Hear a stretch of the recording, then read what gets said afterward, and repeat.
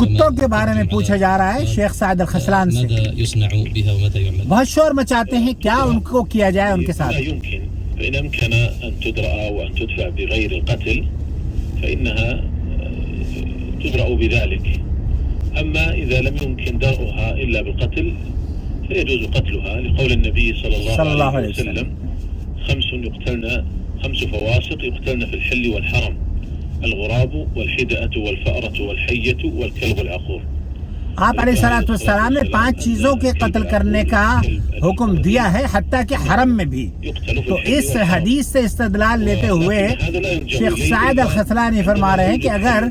کتے محلے کے بہت زیادہ شور مچاتے ہوں تو کوشش یہ کی جائے کہ ان کی شکایت کی جائے بلدیہ میں، جو میونسپلٹی کے آفیسز ہوتے ہیں، یا اور کوئی حل تلاش کیا جائے، اور اگر زیادہ ازعاج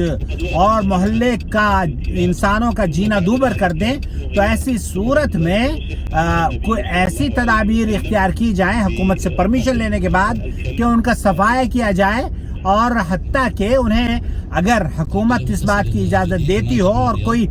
جرم نہ ہو تو قتل بھی کیا جا سکتا ہے، لیکن واضح رہے کہ آپ اپنے ملک کے نظام کا بہت خیال رکھیں، ایسا نہ ہو کہ آپ کسی بھی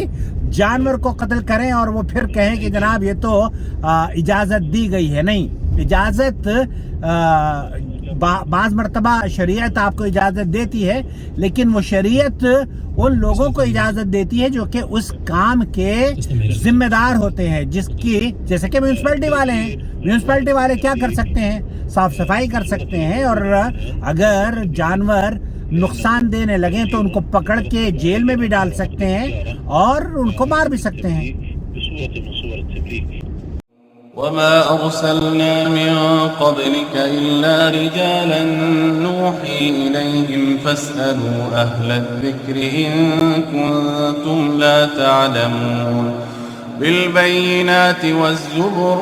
وأنزلنا إليك الذكر لتبين للناس ما نزل إليهم ولعلهم يتفكرون أفأمن الذين مكروا السيئات أن يخسف الله بهم الأرض أو يأتيهم العذاب من حيث لا يشعرون